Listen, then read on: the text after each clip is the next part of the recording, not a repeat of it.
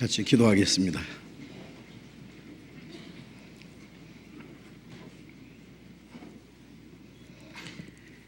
우리를 사랑하시는 자비로우신 우리 아버지 하나님, 우리가 하나님을 멀리 떠나 이루어져 있을 때 우리를 찾아주시고, 우리의 악한 행실로 하나님과 원수가 되어 있을 때에 주 예수님께서 우리가 받아야 될 저주와 심판을 대신 받으시고, 주님이 흘리신 그 보배로운 피로 우리의 죄를 영원히 씻어주시고 다시는 심판과 저주를 받지 않게 하시고, 우리에게 영원한 생명과 하나님의 나라에 들어갈 수 있는 영광스러운 소망을 주신 그 놀라운 은혜를 위하여 감사와 찬송과 영광을 우리 아버지 하나님께 돌립니다. 주님의 보배로운 피로 구속함을 받은 저희들, 이제 우리의 남은 생에 하나님이 허락하신 육체의 이 땅에 사는 동안에 하나님의 뜻과 영광을 위해서, 주님이 우리에게 하라고 맡기신 거룩한 사명을 위해서 순종하며 섬기며 살게 하시는 은혜 감사합니다. 이 시간에 우리가 또 함께 모여서 주님의 은혜와 영광을 찬송하며 말씀을 배울 수 있는 귀중한 시간 주심 감사합니다. 우리 각 사람을 굽어 살펴주시고 하나님의 자비로운 손길로 각 사람의 영혼을 붙들어 주옵소서. 우리 가운데 아직도 하나님의 크고 놀라운 사랑을 확실히 깨닫지 못한 사람이 있으면 그 영혼을 붙들어 주시고, 하나님의 그 크신 은혜를 깨달음으로 영원한 생명과 소망을 함께 얻을 수 있도록 인도해 주시옵소서. 이 시간 함께 참여하지 못한 우리 형제 자매들 어느 곳에 있든지 일일이 보살펴 주시고 영육간에 합당하신 은혜를 베풀어 주옵소서. 멀리 외국에서 어려운 여건 속에서 신앙생활하며 복음을 전하는 형제 자매들 일일이 기억해 주시고 합당하신 은혜를 베풀어 주셔서 주님의 복음을 담대히 증거하고 하나님의 자녀로 합당하게 행할 수 있도록 인도해 주시옵소서. 이 시간 우리에게 나타내시기 원하시는 하나님의 뜻, 하나님의 사랑과 은혜, 우리를 행하신 하나님의 거룩하신 뜻과 우리를 통해서 이루고자 하시는 하나님의 역사가 무엇인지, 우리가 마땅히 어떻게 행할 일들을 더욱 가르쳐 주옵소서. 주 예수님 이름으로 기도드렸습니다. 아멘. 시편 교독하겠습니다. 시편 39편입니다.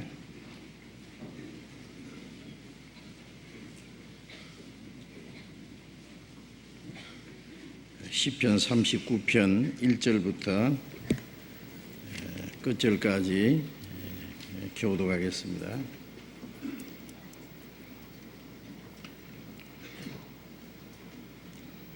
시편 39편 1절부터 교독합니다. 내가 말하기를 나의 행위를 조심하여 내 혀로 범죄치 아니하리니, 악인이 내 앞에 있을 때에 내가 내 입에 자갈을 먹이리라 하였도다.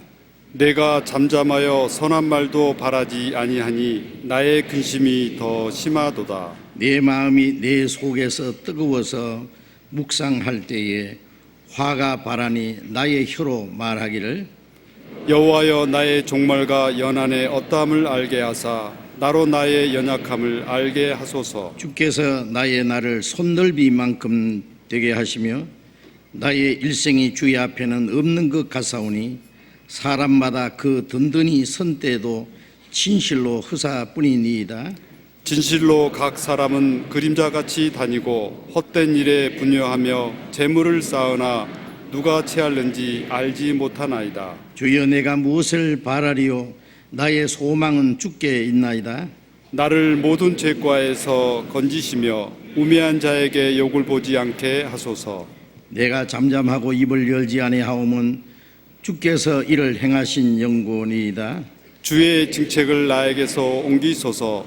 주의 손이 치심으로 내가 새망하였나이다.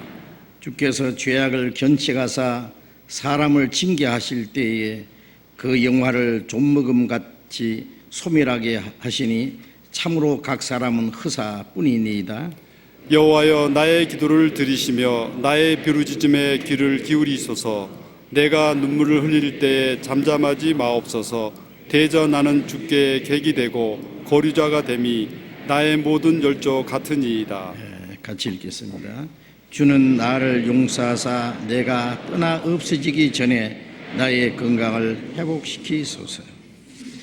찬양대 찬송해 주시겠습니다.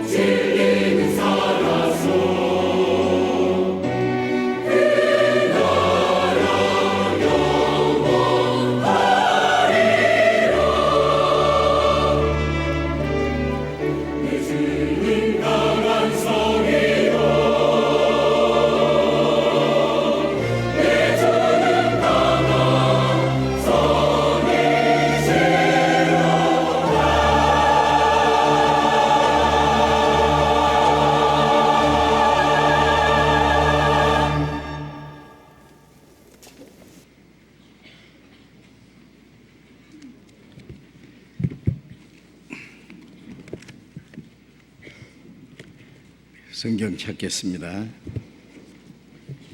누가복음 15장 찾겠습니다.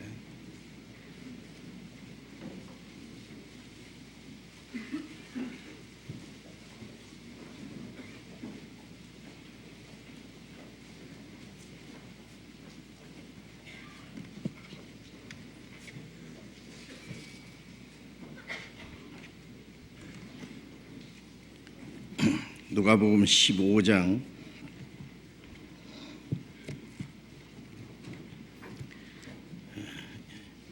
1절부터 7절까지 제가 읽겠습니다. 누가복음 15장 1절부터 7절까지 읽겠습니다. 모든 세리와 죄인들이 말씀을 들으러 가까이 나오니 바리새인과 서기관들이 원망하여 가로되 이 사람이 죄인을 영접하고 음식을 같이 먹는다 하더라. 예수께서 저희에게 이 비유로 이르시되 너희 중에 어느 사람이 양 100마리가 있는데 그 중에 하나를 잃으면 99마리를 덜에 두고 그 잃은 것을 찾도록 찾아다니지 아니하느냐. 또 찾은즉 즐거워 어깨에 메고 집에 와서 그 벗과 이웃을 불러 모으고 말하되 나와 함께 즐기자. 나의 잃은 양을 찾았노라 하리라. 내가 너희에게 이르노니 이와 같이 죄인 하나가 회개하면 하늘에서는 회개할 것 없는 의인 99을 인하여 기뻐하는 것보다 더하리라. 거기까지.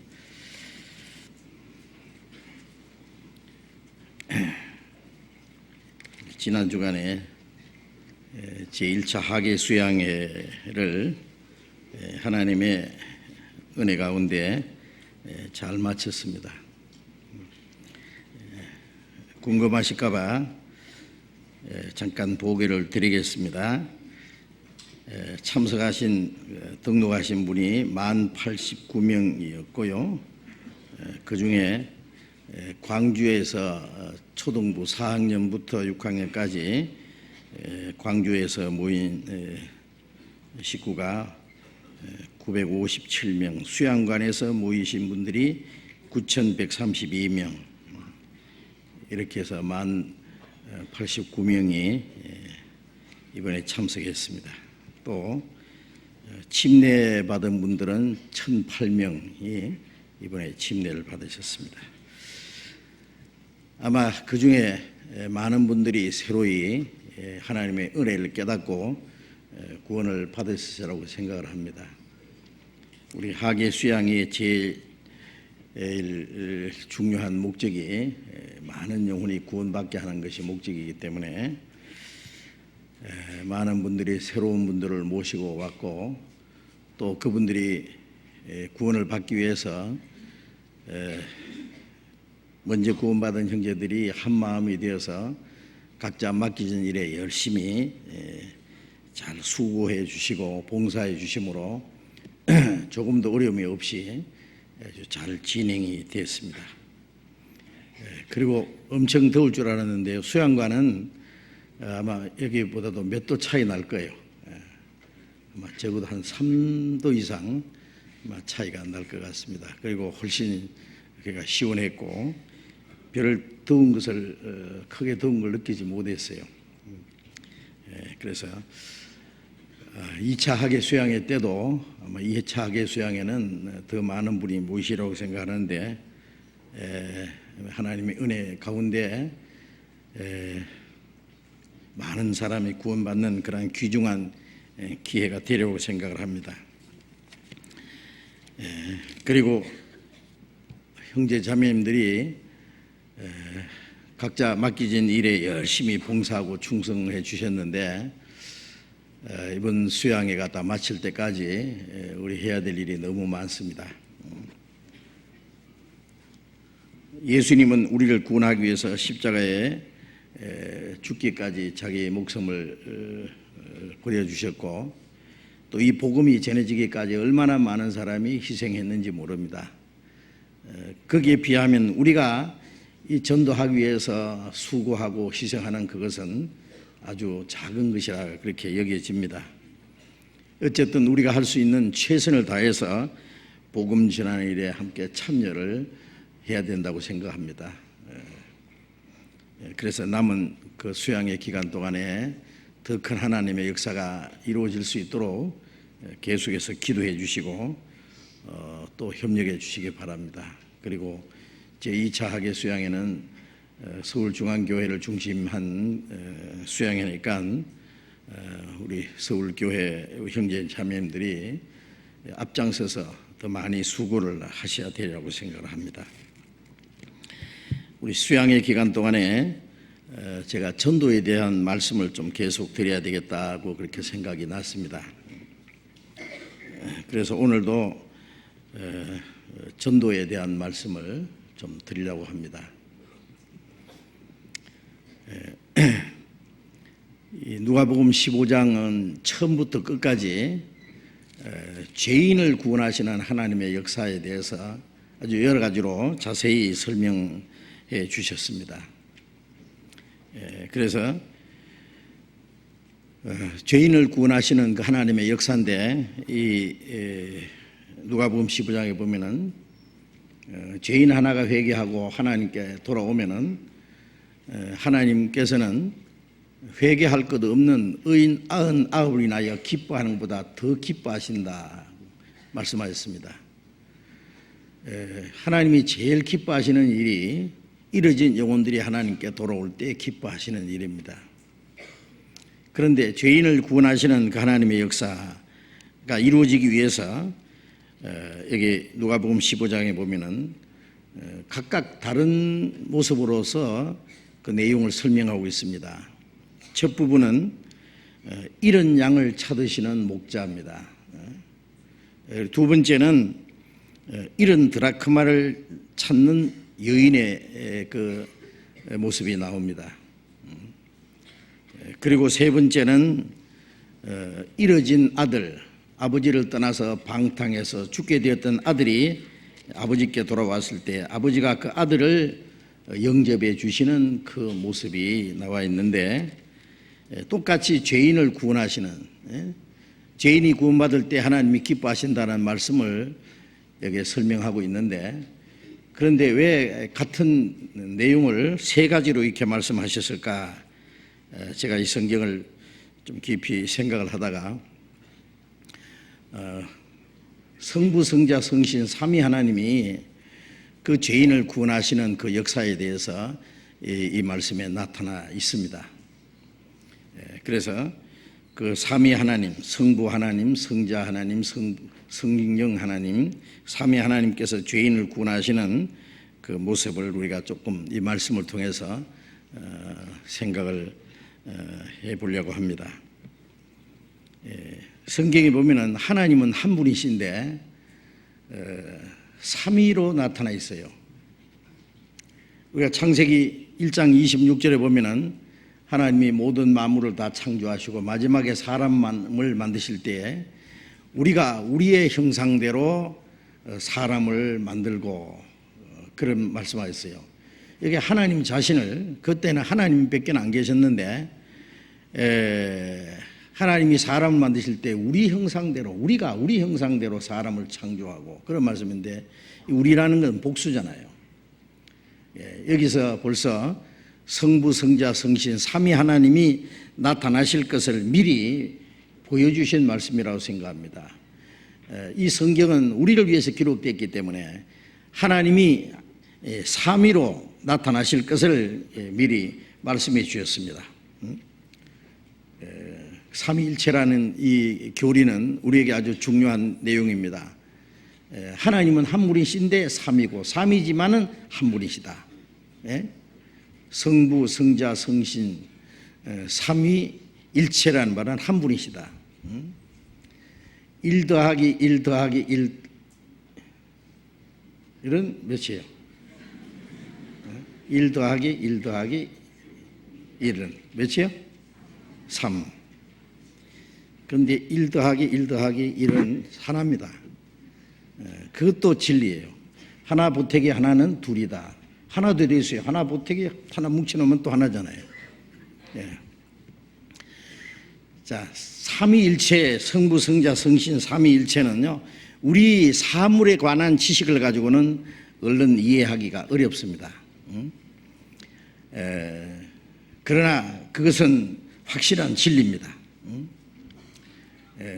성경 전체 안에 하나님이 삼위로 나타나셨고 그분은 또 한 분이라는 것을 성경에 말씀하고 있습니다. 사람은 하나인데 제가 집에 가면은 저보고 여보 하는 사람도 있고, 압박하는 사람도 있고, 또 어떤 사람은 목사님 하는 사람도 있고. 그런데 사람은 몇이에요? 하나입니다. 사람은 하나인데 그 때를 따라서 역할이 다른 거예요.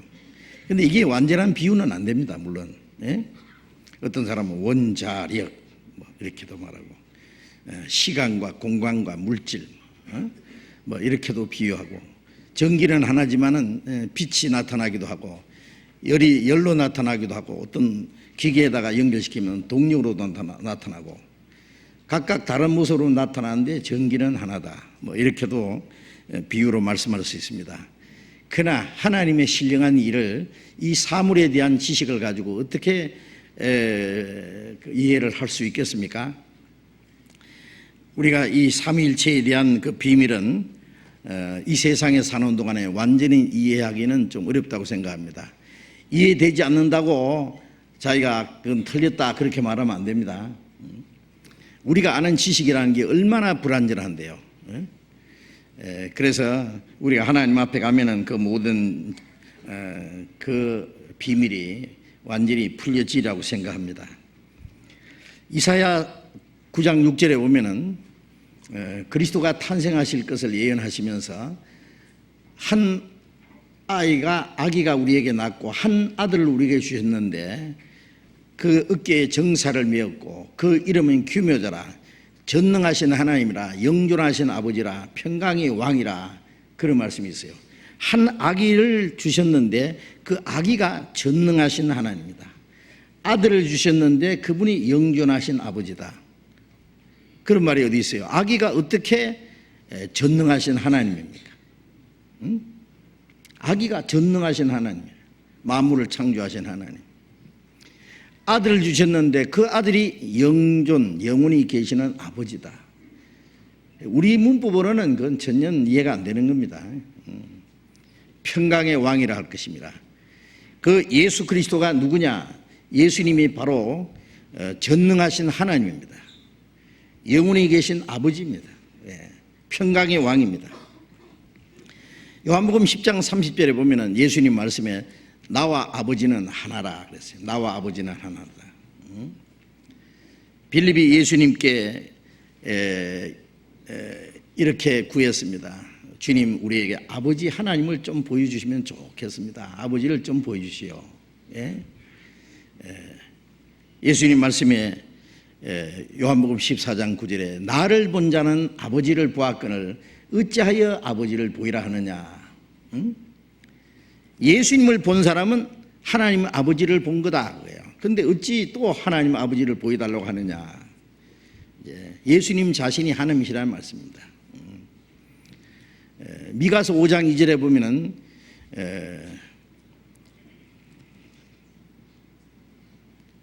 유대 땅에 한 사람이 났다. 베들레헴에 한 아기가 났다. 그의 근본은 상고의 태초니라. 그 한 아기가 낳고 한 아들을 주셨다. 하나님께로 오셨는데 그분이 근본은 어디냐? 태초부터 계시는 분이다. 태초부터 계시는 하나님이 사람의 몸을 입고 이스라엘 베들레헴에 탄생하셨다.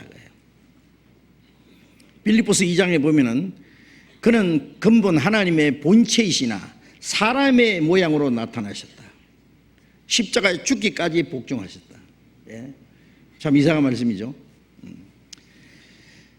예수님은 하나님이 사람의 몸을 입고 오신 분입니다. 육신은 우리와 똑같은 몸을 입고 오셨지만 예수님은 사람이 아닙니다. 예수님이 우리와 같은 사람이라면 사람이 사람을 어떻게 믿을 수 있습니까? 예수님은 사람이 아닙니다. 하나님이 사람의 몸을 입고 잠깐 이 세상에 다녀가신 분이에요. 육신은 우리와 똑같은 연약한 몸을 가졌습니다. 피곤하고 주무셔야 되고 배고프고 때로는 눈물도 흘리시고 민망해 계시고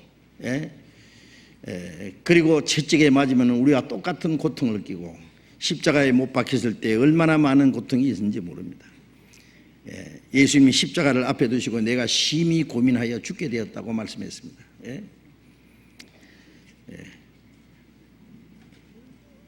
우리와 같은 육체를 입고 인간이 당하는 모든 시험과 고난을 다 당하고 이 죄인이 받아야 될 저주와 심판을 그가 담당하셨습니다. 인간의 연약함을 위해서 고난을 받고 죽기까지 했으면 하나님의 능력으로 다시 살아났습니다. 예수님 안에는 인간의 연약함과 하나님의 능력이 동시에 계셨습니다. 예수님이 피곤해서 갈릴리 호수를 지나시면서 그 배에서 고물을 베고 깊이 주무셨는데 풍랑이 일어났을 때 제자들이 예수님을 깨웠죠. 예수님은 풍랑아 잔잔하라, 고요하라, 바다야 잔잔하라. 그러니까 그 풍랑이 딱 그치고 파도가 잔잔해졌습니다. 이 사람이 누구길래 바람과 파도도 순종하는고. 에레미야 31장에 보면은 나는 해를 낮에 빛으로 주었고 달과 별들을 밤에 빛으로 규정하였고 바다를 격동시켜 파도로 소리치게 하니 나는 만군의 여호와라. 내가 말하면 천지에 그러니까 일제히 서느니라. 우주 만물을 창조하고 지배하시는 그분 말씀하시면 천지가 일제히 설 수도 있고 없을 수도 있습니다. 예수님이 말씀하시면 죽은 자가 살아났습니다. 손을 내밀면 문둥이가 깨끗해졌습니다. 소경이 눈을 떴습니다. 그 이상할 거 하나도 없어요. 그분이 하나님인데 그거 못 하시겠어요? 네? 예수님이 말씀하시면 그게 하나님의 말씀입니다. 그러니까 나를 본 자는 아버지를 보았다. 그 말씀은 예수님이 행하신 일이나 예수님이 하시는 말씀이나 예수님을 통해서 나타나는 사랑이나 그 인격이 전부 하나님 자신을 나타낸 겁니다. 그래서 요한복음 1장에는 어느 때나 하나님을 본 사람이 없으되 그 품속에 있는 독생하신 하나님이 나타나셨다. 하나님이 사람의 모습으로 오신 분이 예수 그리스도다 그 말이에요. 예수님이 하나님의 아들이라는 것도 그 아들의 모습이 아버지를 통해서 나타나잖아요. 어떤 사람은 그래요. 자네를 보면은 돌아가신 자네의 선친 생각이 나네. 어쩌면 얼굴이 똑같이 닮았고 말소리도 같고 걸음걸이까지 닮았나 그런 말 하죠. 예수님을 통해서 하나님의 모습을 나타낸 겁니다. 그래서 예수님도 하나님과 하나입니다. 다만 예수님이 육체를 입고 오신 그 위치가 하나님 아버지의 말씀에 절대로 복종하는 아들 위치로 오셨습니다. 그래서 예수님은 항상 아버지가 나를 보내셨다. 아버지가 나와 함께 역사하신다. 함께 계신다.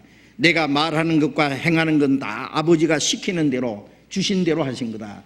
절대로 복종하는 위치에 계신 것을 말씀하셨습니다. 마태복음 3장을 잠깐 찾아봅시다. 마태복음 3장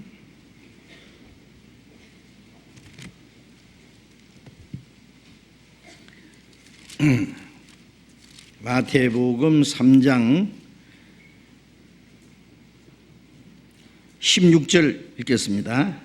16절 17절 예수께서 세례를 받으시고 곧 물에서 올라오실새 하늘이 열리고 하나님의 성령이 비둘기같이 내려 자기 위에 임하심을 보시더니 하늘로서 소리가 있어 말씀하시되 이는 내 사랑하는 아들이요 내 기뻐하는 자라 하시니라. 예수님이 요단강에서 그 세례 요한에게 침례를 받고 물에서 올라오시는 그 장면입니다. 예수님은 죄가 없는 분이 왜 침례를 받으셨냐? 죄인을 대신해서 인간을 대신해서 예수님이 십자가에 죽으시고 장사되고 부활하실 것을 미리 보이신 겁니다.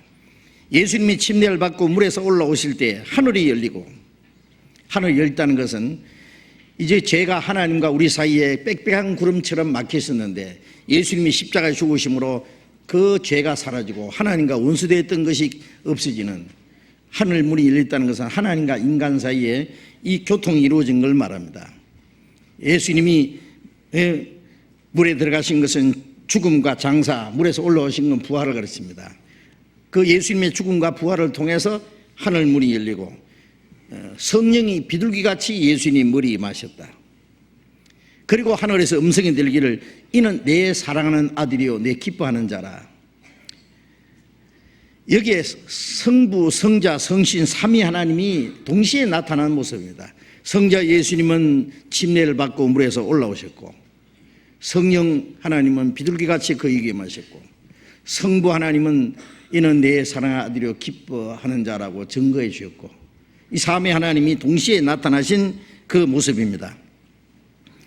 마태복음 28장 그 18절 19절에 보면은 예수님이 성실하시기 직전에 제자들에게 너희는 온 천하에 다니며 만민에게 너희는 모든 족속으로 제자를 삼아 아버지와 아들과 성령의 이름으로 침례를 주고 내가 너희에게 분부한 모든 걸 지키게 하라.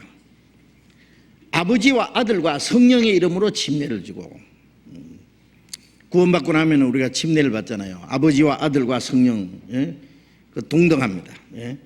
자, 그런데 오늘 말씀드리고자 하는 것은 그 성부, 성자, 성시 삼위 하나님이 동등한 분이고, 그 삼위 하나님은 어떤 분이고, 그 삼위일체에 대한 그 비밀을 설명하려는 것이 아니고, 삼위 하나님이 죄인을 구원하시는 그 역사를 살펴보려고 하는 겁니다.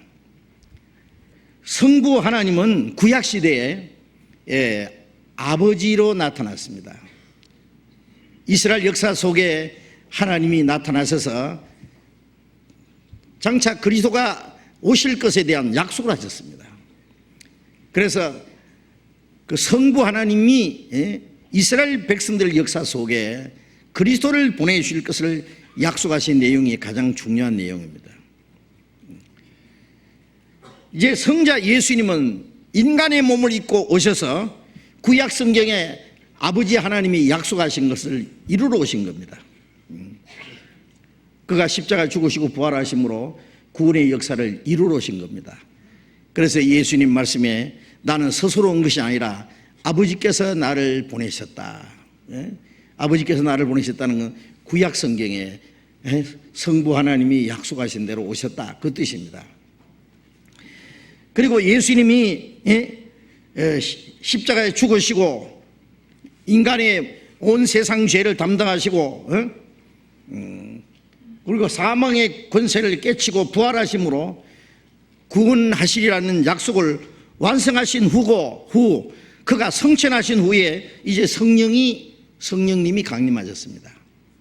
성령님이 오셔서 성자 예수님이 이루신 그 하나님의 은혜, 구원의 역사를 사람들에게 증거해서 사람들이 영원히 구원받는 역사를 하시는 겁니다.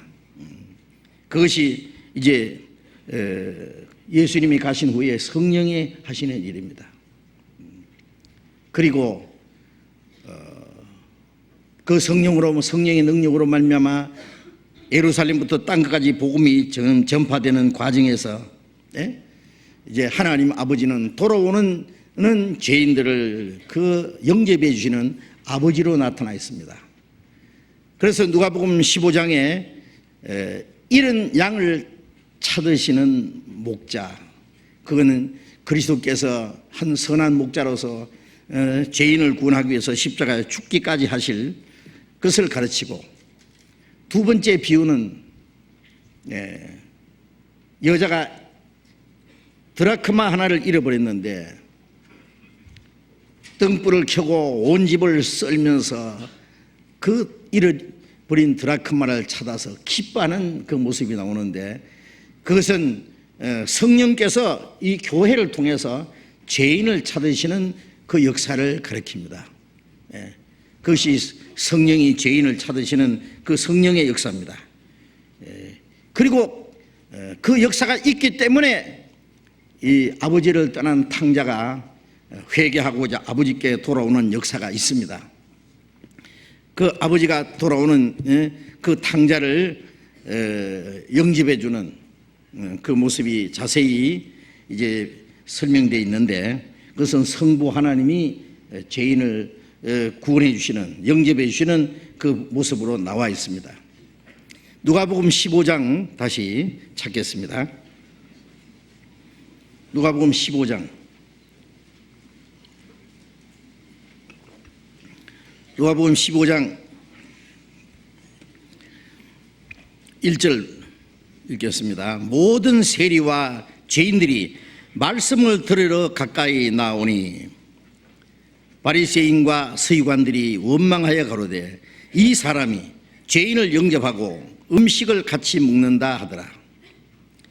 이스라엘 땅에는 훌륭한 종교가들, 제사장, 서기관, 바리새인들, 율법사 이런 훌륭한 종교가들이 있고, 또 한편에는 로마 앞잡이 노릇하면서 세금을 거두어서 중간에 가로채는, 얼마를 가로채 먹는 이 세리들, 그 주변의 창기들, 그 저질인간들, 이걸 죄인이라고 표현했습니다. 모든 세리와 죄인들이 말씀을 들으고 예수님께 가까이 나왔다.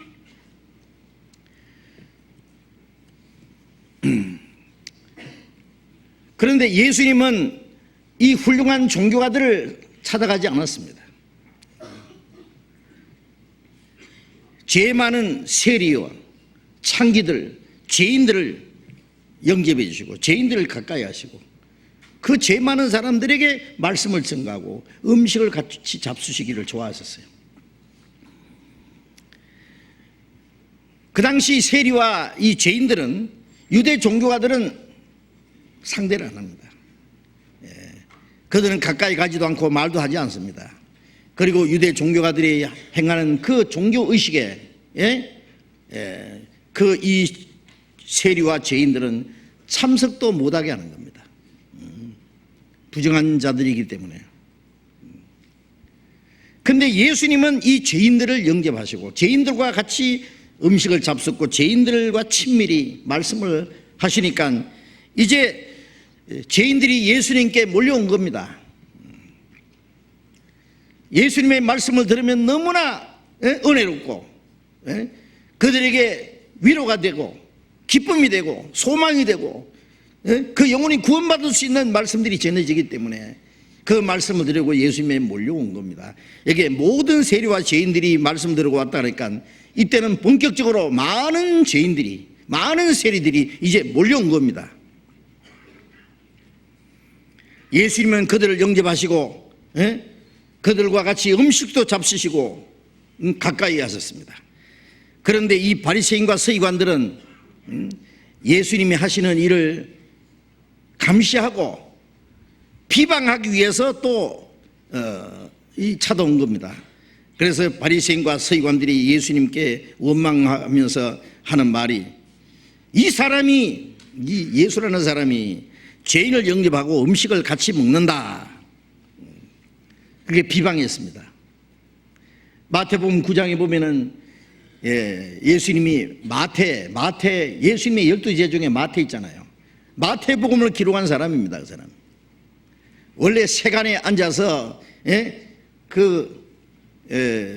세금 고지서 발행하는 사람이에요. 이 고지서를 보내면은 그걸 세금 거두는 사람이 이제 세금을 거두옵니다. 아마 이 마태도 세관에 앉아서 숫자를 약간 고쳐가지고 어떻게 세금을 떼먹었는지는 모르겠습니다만은 그 당시에 이 죄인과 동등하게 아주 나쁜 사람으로 취급을 받았습니다. 그런데 예수님이 마태를 부르셨습니다. 나를 따르라. 마태가 예수님을 자기 집에 영접했고 많은 세리들과 죄인들이 함께 그 마태 집에 모여서 예수님과 함께 음식을 먹었습니다.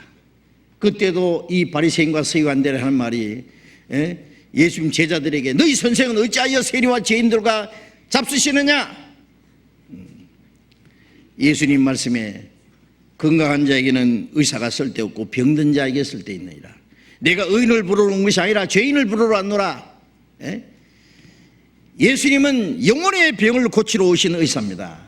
지옥 갈 병을 고쳐서 구원해서 천국 데려가시려고 오신 분입니다. 그러니까 죄인의 집에 가시고 죄인을 영접하시는 게 당연하죠. 그리고 마태복음 21장에는 이 제사장들과 종교가들에게 말씀하시기를 세리와 창기들이 너희보다 먼저 하나님의 나라에 들어갈 줄 알라. 종교가들은 자기들이 의롭다고 생각하기 때문에 자기가 하나님 앞에 얼마나 비참한 죄인인 걸 못 깨닫는 거예요. 죄인인 걸 깨달아야 구원을 받는데, 의롭기는 의롭지만은 다른 사람들보다는 의로운 것이지 그게 하나님 앞에는 의가 될 수 없는 거예요. 그런데 그것이 스스로 하나님 앞에 의라고 생각했습니다. 그것이 문제입니다. 의로운 사람을 위해서는 예수님은 십자가 죽을 필요 없습니다. 예수님은 죄인을 구원하러 오신 겁니다. 그래서 내가 의인을 부르러 온 것이 아니라 죄인을 부르러 왔기 때문에, 너희는 의인이라고 하기 때문에 구원을 받을 수 없고, 세리와 창기들은 선한 일을 하는 것 별로 없고 죄진 것밖에 없기 때문에 죄인인 것 깨달기가 쉬우니까 구원받기가 쉬운 거예요. 그래서 세리와 창기들이 너희보다 먼저 하나님의 나라에 들어갈 줄 알라. 그 종교가들은 예수님을 기억하고 배척을 했고, 많은 죄인들과 세리들, 창기들이 구원을 받았다라고 성경에 말씀하고 있습니다. 누가복음 7장 34절에 보면은 예수님이 죄인들과 함께 잡수시고 죄인들과 함께 가까이 하시니까 유대인들이 말하기를 저 사람은 죄인과 세리의 친구라 그랬습니다. 친구라. 예수님은 죄인의 친구입니다. 죄인들과 아주 가까이 지냈습니다. 예수님은 죄인을 책망한 일이 없습니다. 화있을진지 창기들아, 화있을진지 이 세리들하고 책망한 일이 없습니다. 왜 그러냐? 그들의 죄를 회개하지 않을 때 책망하지, 죄인인 것을 깨닫고 자들이 하나님 앞에 그 죄를 뉘우치고 구원받기 원하는 사람에게는 더 이상 책망할 필요가 없는 거예요. 예수님은 죄인을 꾸짖으러 오신 것이 아니라 죄인을 구원하러 오신 겁니다. 문제는 죄인인지 알지 못하는 사람, 그 거짓과 위선을 책망하신 겁니다. 그래서 예수님은 진정 죄인의 친구입니다. 이제 이 내용을 설명하기 위해서 하신 말씀이 나머지 말씀입니다. 누가복음 15장 다시 봅니다. 누가복음 15장 3절, 예수께서 저희에게 이 비유로 이르시되 너희 중에 어느 사람이 양 100마리가 있는데 그 중에 하나를 잃으면 99마리를 덜에 두고 그 잃은 것을 찾도록 찾아다니지 아니하느냐. 또 찾은 적 절거 어깨에 메고 집에 와서 그 벗과 이웃을 불러 모으고 말하되 나와 함께 즐기자, 나의 잃은 양을 찾았노라 하리라. 자, 예수님이 이제 죄인을 구원하시는 일을 비유를 들어서 말씀하시기를, 어느 사람이 양 100마리가 있는데 저녁에 보니까 한 마리가 없어졌어요. 아무리 세봐도 한 마리 없습니다. 아, 그놈 누군지 알겠다, 어느 놈인지 알겠다. 뒤처져 가지고 따라오도 안 하고 가끔 고집 부리고 말썽 부리고, 아마 그놈인 것 같다. 에이, 그놈 잘 없어졌다. 그렇게 하지 않았습니다. 이 목자는 굵은 양이나 어린 양이나 쩔뚝발이 양이나 말썽꾸러기 양이나 똑같이 사랑하십니다. 그래서 99마리를 덜에 두고 잃어진 한 마리를 찾으러 가서 찾다가 결국 찾았다 했어요. 그래서 어깨에 메고 돌아왔다. 어떻게 어깨에 맵니까? 이게 다리가 부러졌는지, 너무 헤매다가 피곤해서 쓰러졌는지, 걸을 힘이 없는지, 목자가 앞에 가면서 따라와 하지 않고요, 그냥 번쩍 들어가지고 어깨에 메고, 오른손 왼손으로 두 다리를 탁 붙잡고, 그 장면을 상상할 수 있잖아요. 어깨에 메고 돌아오는 겁니다. 그리고 벗과 이웃을 불러 모으고 말하기를 나와 함께 즐기자, 나의 잃은 양을 찾았노라. 여기 나의 잃은 양이라 그랬습니다. 자기 잃은 양은 한 마리도 그대로 버리지 않고 찾으시는 그 목자의 그 사랑, 그 한 마리 양도 잃어지는 걸 원치 않는, 양을 불쌍히 여기는 그 목자, 이 모습을 여기서 우리가 좀 볼 수 있습니다. 누가복음 9장 10절에 예수님 말씀에 내가 온 것은 이르진 자를 찾아 구원하려 함이라 그랬어요. 이르진 자를. 예수님은 하나님 앞에 이르진 죄인들을 찾아서 구원하기 위해서 오신 분입니다. 이사야 53장 6절에 보면은 우리는 다 양 같아서 그릇 행하여 각기 제 길로 갔거늘. 하나님을 목자라고 표현했고 사람을 양으로 비유했습니다. 다른 짐승은 길을 잃어버리면 다 찾아옵니다. 소도 집을 잘 찾아오고 말도 잘 찾아오고 돼지도 집을 찾아옵니다. 개도 고양이도 더 잘 찾아옵니다. 그러나 양은 못 찾아옵니다. 집을 멀리 떠나 있으면 못 찾아옵니다. 길을 잃어버리면 계속 헤매다가 점점 더 멀어집니다. 적이 나타나면 싸울 줄도 모르고 도망갈 줄도 모르고 주저앉아서 잡혀 먹히는 겁니다. 그래서 이 양은 목자가 없이는 살 수 없도록 하나님이 그렇게 만드셨어요.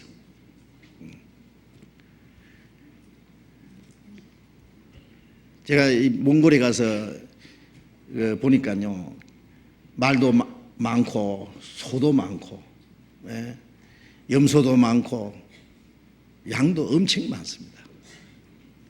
그런데 저녁 때쯤 됐는데요, 사람은 없는데 이 소가 쫙 일렬로 줄을 지어서 쫙 어딘가 가고 있어요. 그래서 저 소가 지금 어디로 가느냐 그랬더니 지금 퇴근 시간이래. 집으로 가고 있대요. 때가 되면은 저녁 때는 찾아옵니다. 제가 인도에 가니까요, 인도에서는 그 힌두교도들이 소를 신호 섬기잖아요. 온데 돌아다니다가 저녁에는 전부 집을 찾아가는데 자집이 있대요. 그래도 그런데 양은 못 찾아갑니다. 아십니까? 목자가 꼭 보호해주고 인도해주고 먹여주고 도와주고 하지 않으면 안 됩니다. 그래서 양은 하나님이 일부러 그렇게 만드셨어요. 사람이 하나님을 떠나서는 살 수 없다는 걸 가르쳐주기 위해서. 그리고 예수님은 한 마리 어린 양으로 도수장으로 끌려가는 양처럼 털 깎는 자 앞에 있는 양처럼 잠잠하여 입을 열지 않았다는 이사야 53장 7절에 있는 말씀대로 제가 양을 잡는 모습을 몇 번 봤거든요. 그냥 앞발만 설정 묶어놓고요, 칼로 목을 탁 따는데요, 이 양이 반항하지 않아요. 그냥 괴로워서 꿈틀꿈틀하면서 신음소리 몇 번 내고 눈물을 쭉 흘리면서 피를 펑펑 쏟고 그대로 죽습니다. 다른 짐승 같으면 난리 났을 거야 아마. 있는 대로 소리를 지르고 막 있는 대로 막 발부둥 치고 도망가려고. 그런데 양은 조용히 죽으면서도요, 기계로 틀을 깎는데 틀을 쫙 미는데 상처가 나서 피가 쭉 흘러도 가만히 있습니다. 죽은 거지. 하나님이 양을 예수님의 모습으로 또 저렇게 만드셨구나. 양은 또 우리 죄인의 모습도 됩니다. 목자를 떠난 양은 맹수의 밥이 되듯이 하나님을 떠난 이 사람은 목자를 떠난 양처럼 각기 제 길로 가면은 그게 마귀의 밥입니다. 우리는 다 양 같아서 그릇 행하여 각기 제 길로 갔거늘. 자기 고집대로 자기 욕심대로 살았다. 끝까지 제 길로 가면 그게 바로 지옥이거든요. 그런데 여호와께서는 우리 무리의 죄악을 그에게 담당시키셨도다. 하나님을 떠나서 잃어진 양, 멸망받을 이 죄인들을 구원하기 위해서 예수님이 오셨다 그 말입니다. 이런 양을 찾으러 오신 분입니다. 그래서 하나님을 따른 죄인들은 사탄의 권세에 사로잡혀서 영원한 멸망으로 지금 끌려가는 겁니다. 그런데 예수님은 요한복음 10장 11절에 나는 선한 목자라, 선한 목자는 양을 위하여 목숨을 버리거니와 그러셨죠. 예수님은 선한 목자로서 양을 위해서 목숨을 버려주시기까지 하는 선한 목자. 왜 목숨 버려야 되느냐? 죄를 지어서 죄 때문에 이루어졌잖아요. 그러면 이루어진 것을 찾으려면 죄값을 갚아줘야 됩니다. 그렇지 않습니까? 죄값으로 팔렸으면 죄값을 갚아야 도로 찾는 거예요. 죄 때문에 이루어져 있고 하나님과 원수가 되었고 멸망하게 됐으니까 그들을 구원하기 위해서는 그 죄인을 대신해서 죽기까지 해야 됩니다. 선한 목자 양을 위하여 목숨을 버리거니와, 양을 위해서 목숨까지 버리는 선한 목자 말입니다. 사무엘상 17장을 잠깐 펴봅시다. 사무엘상, 구약성경 사무엘상 17장 34절.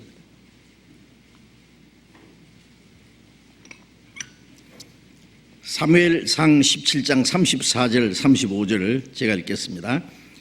다윗이 사울에게 고하되 주의 종이 아비의 양을 지킬 때에 사자나 곰이 와서 양떼에서 새끼를 움키면 내가 따라가서 그것을 치고 그 입에서 새끼를 건져내었고, 그것이 일어나 나를 해하고자 하면 내가 그 수염을 잡고 그것을 쳐 죽였나이다. 이 다윗이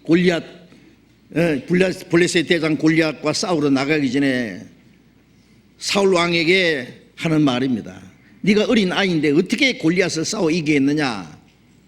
용기는 좋다마는 안 되겠다. 그때 다윗이 한 말이죠. 내가 주의 종이 아비의 양을 지킬 때에 사자나 곰이 와서 양떼에서 새끼를 움켜서 물고 가면은 내가 따라가서 그 사자나 곰을 치고 그 입에서 새끼를 건져냈습니다. 그리고 그 사자나 곰이 일어나서 나를 해하고자 하면은 내가 그 수염을 잡고 그것을 쳐 죽였습니다. 삼손만 사자하고 싸운 게 아닙니다. 삼손만 사자 싸워 죽인 거 아닙니다. 이 베들레헴에 양치는 목동 이 다윗도요, 사자나 곰이 와서 양새끼를 물고 가면은 기어코 따라가 가지고요, 그 사자나 곰을 치고는요 그 사자의 입에서 양새끼를 빼냈다 했어요. 그리고 그것이 일어나서 나를 치려 하면은 그 수염을 잡고 쳐주겠다. 대단한 거죠. 그 하나님의 능력이 없었으면 다윗이 어떻게 골리앗 앞에 담대히 나갈 수 있겠습니까? 이 다윗은 자기가 기르는 양을 위해서 목숨까지 사자나 곰을 따라가서 싸워서 그 양새끼를 입에서 빼내는 것은 자기 목숨을 아끼는 목자 같으면 그렇게 할 수 없습니다. 오직 양을 구원하기 위해서 자기 목숨을 돌아보지 않고 그 무서운 사자나 곰과 싸웠다. 그는 하나님의 능력을 의지하고 골리앗을 쳐 죽이고 그리고 이스라엘 왕이 됐습니다. 이 다윗은 훗날 선한 목자 되신 예수 그리스도의 모형입니다.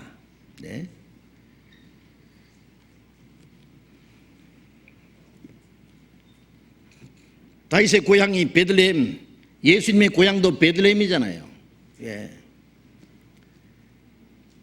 예수님은 선한 목자입니다.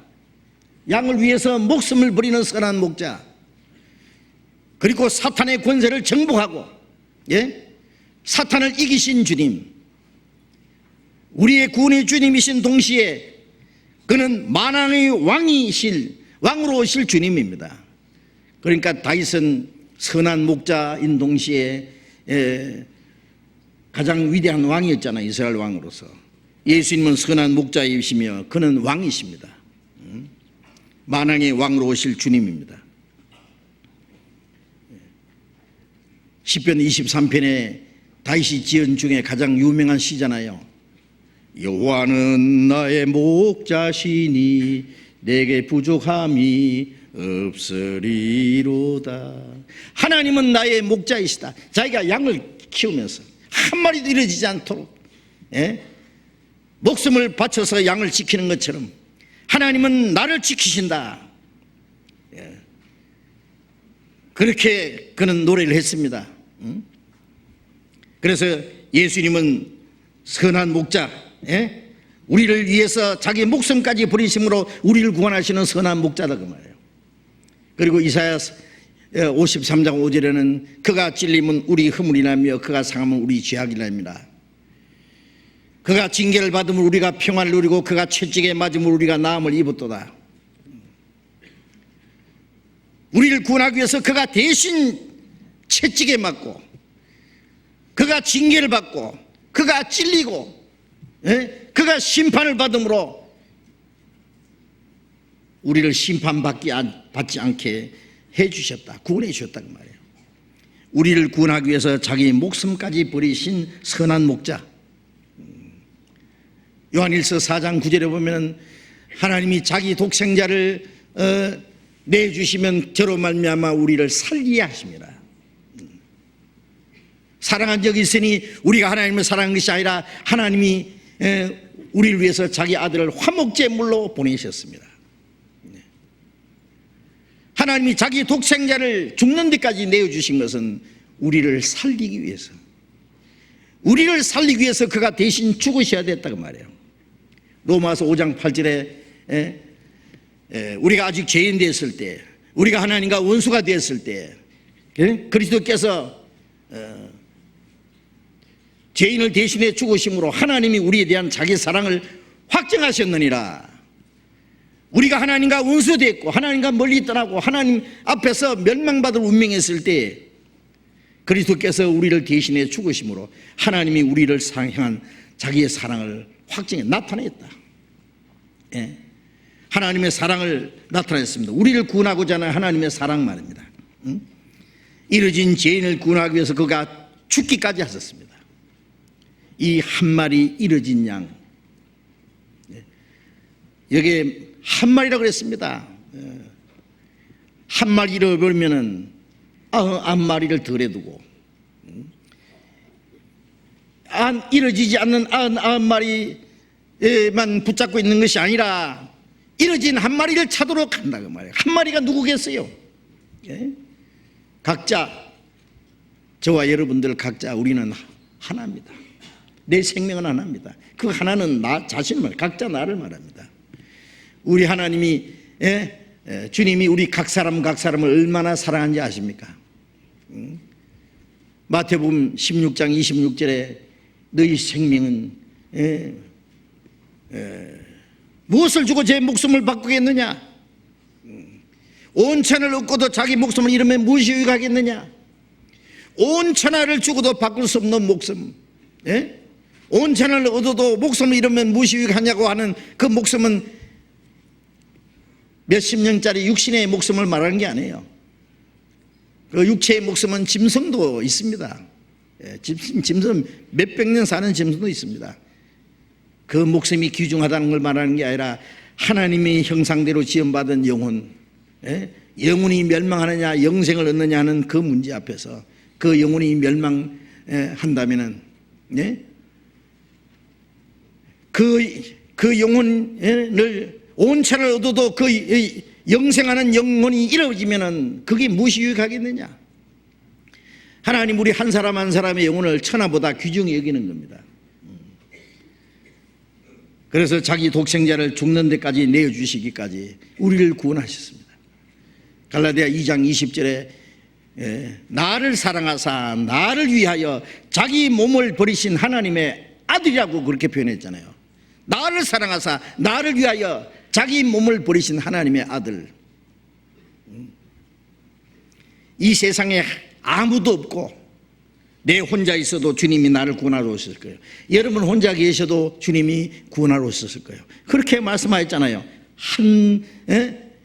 이런 양 한 마리를 찾으러 간다 그랬잖아요. 찾으러 간다는 말이 뭐예요? 하늘 보좌를 부르고 이 땅에 오신 거예요. 죽기까지 하신 거예요. 한 영혼을 구원하기 위해서. 하나님이 우리를 그토록 사랑하신다는 사실을 우리가 알아야 됩니다. 물론 그 하나님의 사랑도 우리의 지식으로는 이해할 수 없습니다. 높고 깊고 영원한 끝이 없는 하나님의 사랑을 우리가 어떻게 다 측량할 수 있겠습니까? 디모데전서 1장 15절을 찾아봅시다. 디모데전서 1장 15절.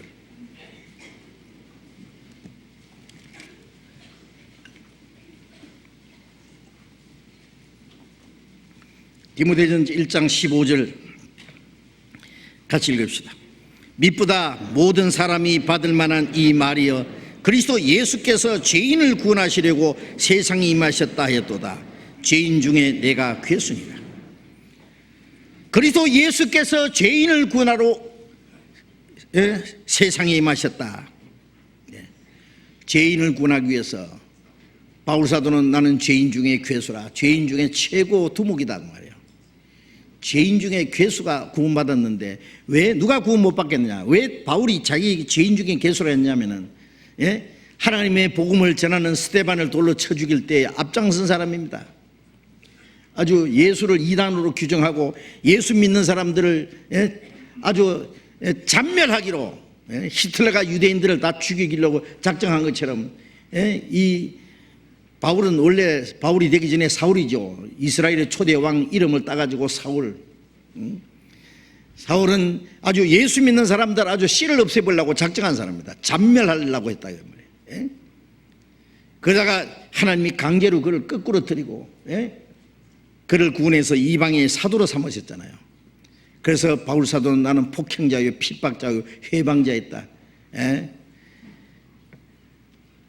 내가 사도로 여김 받기에 감당치 못할 자라 지옥 갈 죄인인데 나를 구원해서 사도로 삼으셨다.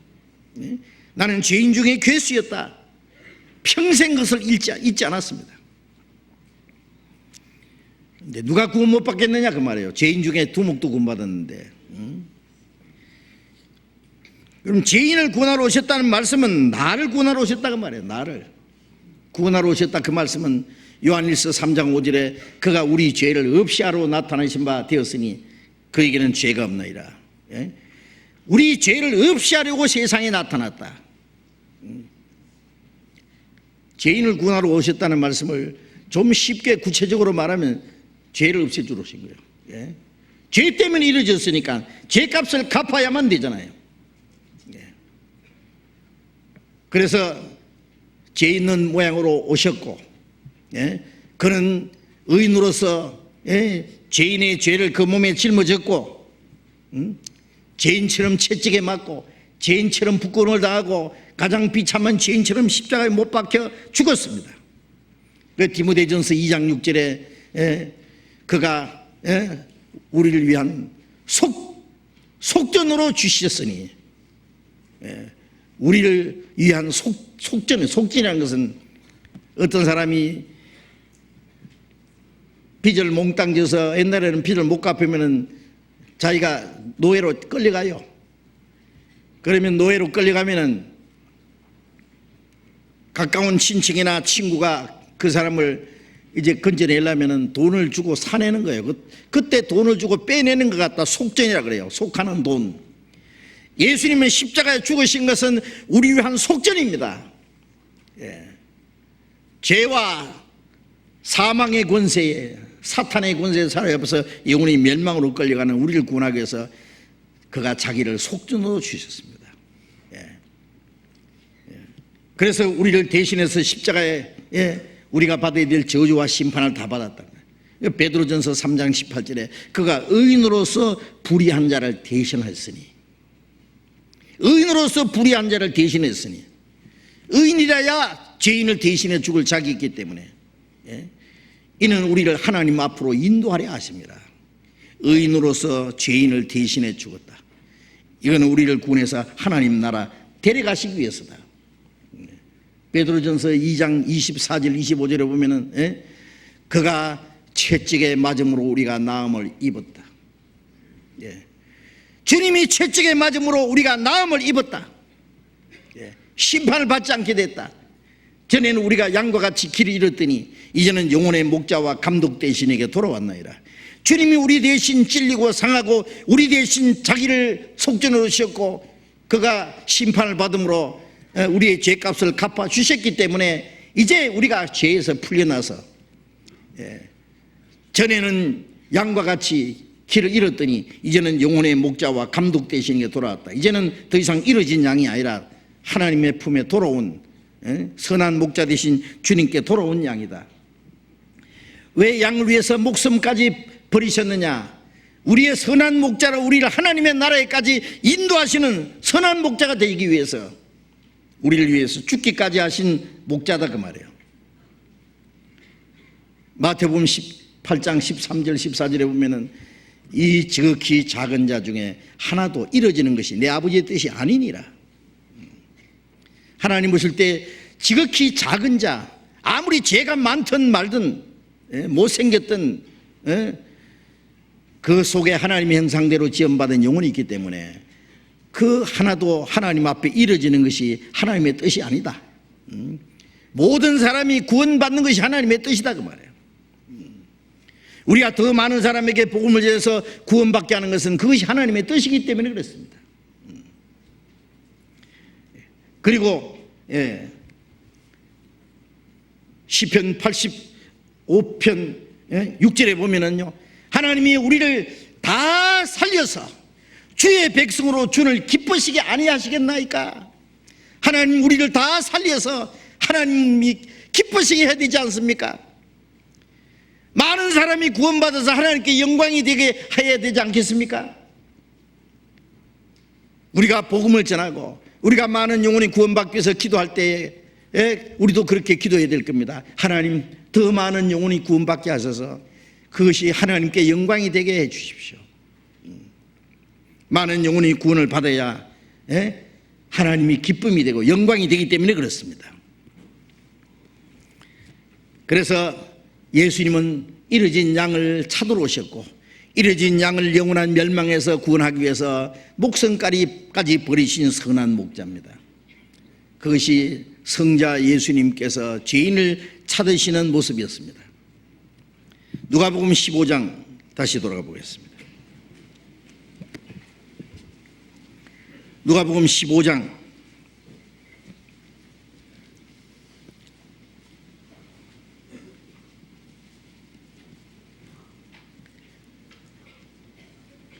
8절 읽겠습니다. 어느 여자가 10드라크마가 있는데 하나를 잃으면 등불을 켜고 집을 썰며 찾도록 부지런히 찾지 아니하겠느냐? 또 찾은 적 벗과 이웃을 불러 모으고 말하되 나와 함께 즐기자. 잃은 드라크마를 찾았노라 하리라. 여기 두 번째 비유는, 여기 어떤 여자가 10드라크마가 있었다. 이 드라크마는 헬라가 만든 은전이랍니다. 로마가 만든 그 달란트이죠. 달란트. 나 이 헬라에서 만든 드라크마나 거의 그 단위가 비슷한 것 같습니다. 그런데 이스라엘 사람들이요, 결혼하면은 그 결혼 기념으로 그 남편이 아내에게 이 10드라크마를 준대요. 은전입니다. 아주. 거기는 특별한 그림이 새겨져 있습니다. 그런데 그 은 10개를 이제 장식품으로 만들어 가지고 머리다가 달기도 하고 목에 걸기도 하고 장식품으로. 이것은 그 사람에게는 너무나 귀중한 것이기 때문에 빚진 사람이 빚을 갚으러 독청할지라도 그것만은 뺏어가지 못한답니다. 그런데 10드라크마가 있는데 이것은 그 남편이 자기에게 준 사랑의 표시고 사랑의 정표입니다. 그런데 이걸 잃어버린다고 하는 것은 그 사랑을 잘 간직하지 못한다는 것도 돼요. 그래서 그걸 하나를 잃어버리면은 잃었단 말이에요. 아무리 세봐도 하나가 없어. 큰일 났습니다.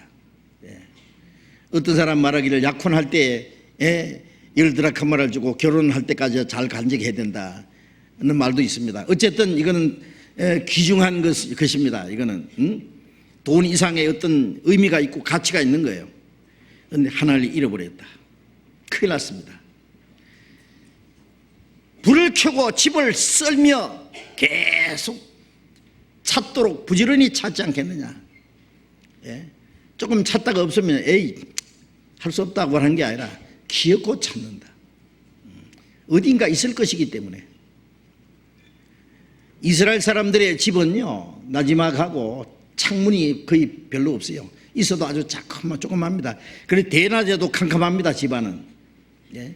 그래서 그걸 찾기 위해서는 등불을 켜야 됩니다. 비로 쓸고. 그래서 결국 찾았다 그랬습니다. 그래서 찾고 말하기를 벗과 이웃을 불러 모으고 말하기를 나와 함께 즐기자. 이런 드라크마를 찾았노라. 얼마나 기쁘면은 자기 혼자 기뻐하는 것이 아니라 이웃과 친구들까지 불러가지고 같이 기뻐하자고. 이렇게 말씀하시면서 10절에 보면 내가 너희에게 이르노니 이와 같이 죄인 하나가 회개하면 하나님의 사자들 앞에 기쁨이 되느니라. 죄인 하나가 회개하면 하나님의 사자들은 천사들입니다. 예? 하나님의 사자들은 천군 천사들. 여러분 죄인 하나가 구원받으면 이 땅에 그리스도인들이 같이 기뻐하는 동시에 천사들도 하나님과 함께 기뻐한다는 사실을 아셔요? 예? 그런데 이 두 번째 비유는 뭘 가르치느냐? 성자 예수님이 죄인을 구원하기 위해서 십자가에 죽으시고 그 죄값을 영원히 갚으시고 부활하심으로써 죄를 다 사했다는 증거를 보이시고 성천하신 후에 성령이 오셨습니다. 예? 예수님 말씀에 성령이 오시면 그가 나를 증거하실 것이다. 요한복음 15장을 펴봅시다. 요한복음 15장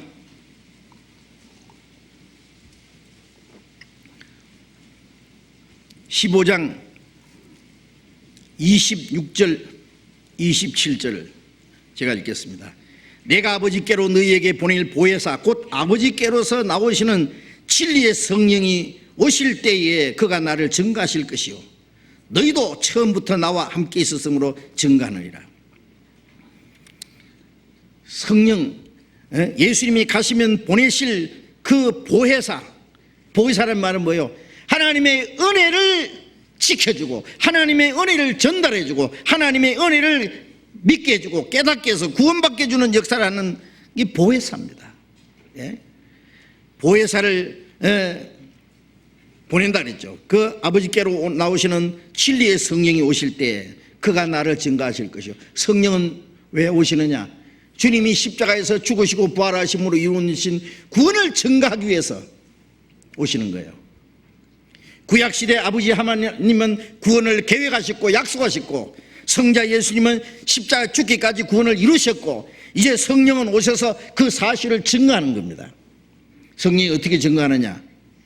너희도 나와 함께 있음으로 증거하느니라. 성령이 공중에서 그냥 증거하시는 게 아니라 먼저 구원받은 성도들, 주님의 사도들뿐 아니라 먼저 구원받은 모든 성도들을 통해서 이 사실을 증거하게 하는 겁니다.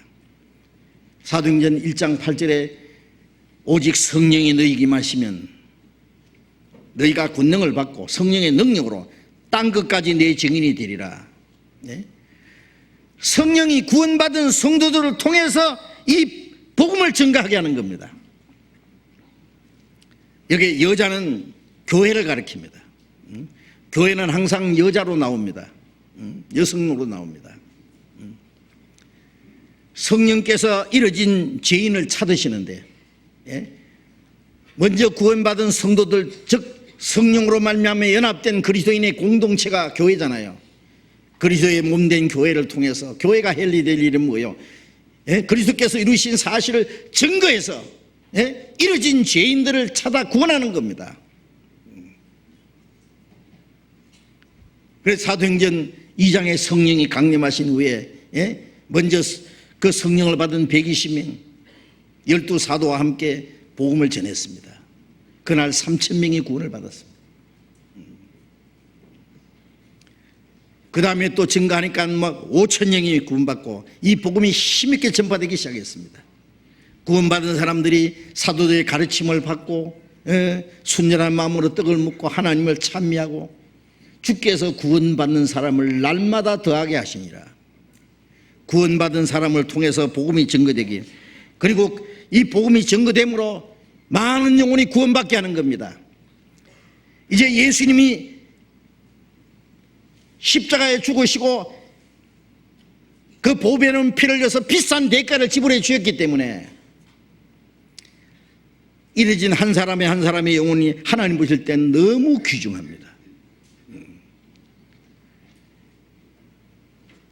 이 이뤄진 한 드라크마는 이 여인에게는 너무나 귀중한 것입니다. 그것처럼 하나님도 사람의 영혼을 귀중히 여기는 동시에 먼저 구원받은 그리스도인들도 자기 영혼이 귀중한 만큼 다른 영혼을 귀중히 여깁니다. 이같이 큰 구원, 자기가 구원받은 것만 크게 여기는 게 아니라 똑같이 다른 사람의 영혼도 크고 귀중하게 여기는 겁니다. 그래서 빌립보서 2장 16절에 생명의 말씀을 밝혀, 그랬어요. 생명의 말씀을 밝혀. 이 말씀의 복음의 빛을 밝혀서 계속 이뤄진 죄인들을 찾는 겁니다. 성령께서 먼저 구원받은 성도들을 통해서 이뤄진 죄인들을 찾으시는 역사입니다. 이뤄져 있는 많은 수많은 영혼도 있잖아요. 하나님 보실 때 저 사람 한 사람들이 하나님 비싼 대가를 지불하신 귀중한 존재들입니다. 나는 여호와 보시기에 존귀한 자라. 구원받은 성도들도 존귀할 뿐 아니라 이뤄진 영혼들도 하나님 보실 때 존귀에 여깁니다. 천하보다 귀중히 여깁니다. 그래서 이제 성령께서 교회를 통해서 죄인을 찾으시는 일을 하신다는 것을 우리는 잊지 말아야 합니다. 우리를 통해서 그 일을 하십니다. 성령이 증가하실 것이요 너희도 나와 함께 증가할 것이다. 나와 함께 있으므로 주님의 은혜를 깨닫기 때문에 증가한다고 말해요. 우리도 그 사실을 믿었기 때문에. 히브리서 2장을 잠깐 봅시다. 히브리서 2장. 히브리서 2장 3절 4절을 같이 읽어봅시다. 우리가 이같이 큰 구원을 등한히 이기면 어찌 피하리요. 이 구원은 처음에 주로 말씀하신 바요 들은 자들이 우리에게 확정한 바니 하나님도 표적들과 기사들과 여러 가지 능력과 및 자기 뜻을 따라 성령에 나눠주신 것으로서 저희와 함께 증가하셨느니라. 이같이 큰 구원은 사람들이 왜 하나님의 심판을 받느냐? 죄가 많아서가 아닙니다.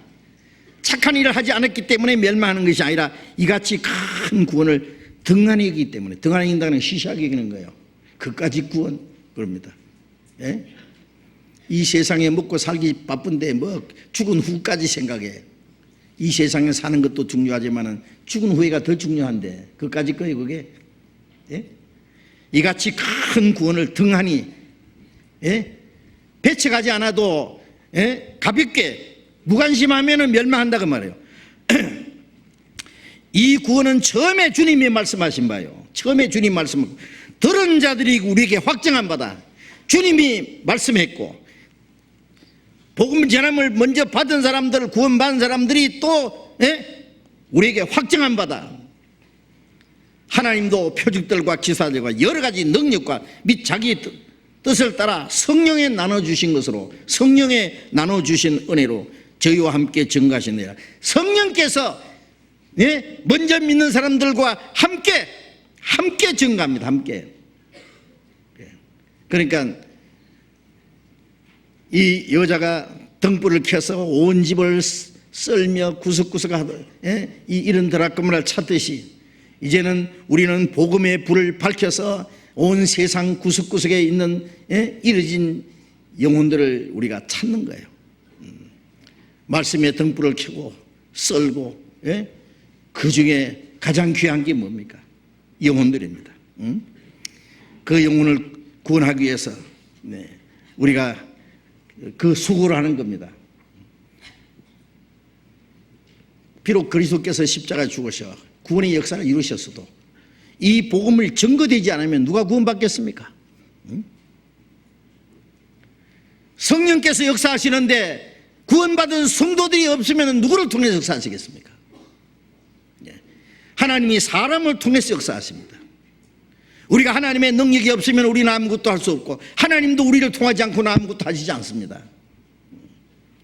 반드시 우리를 통해서 죄인을 구원하는 역사를 이루어 가십니다. 로마서 10장 로마서 10장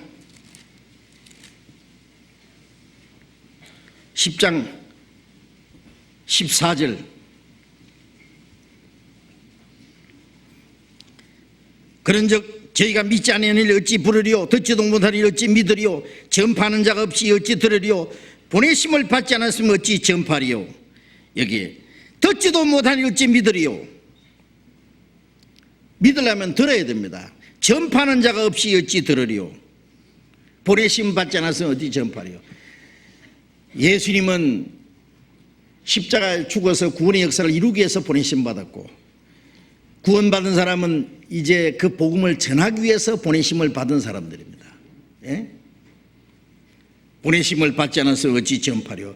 전파하는 자가 없으면 어찌 들으려. 듣지 못하니 어찌 믿으리요. 구원받은 사람들이 입 딱 다물고 있으면요 누가 구원받을 겁니까?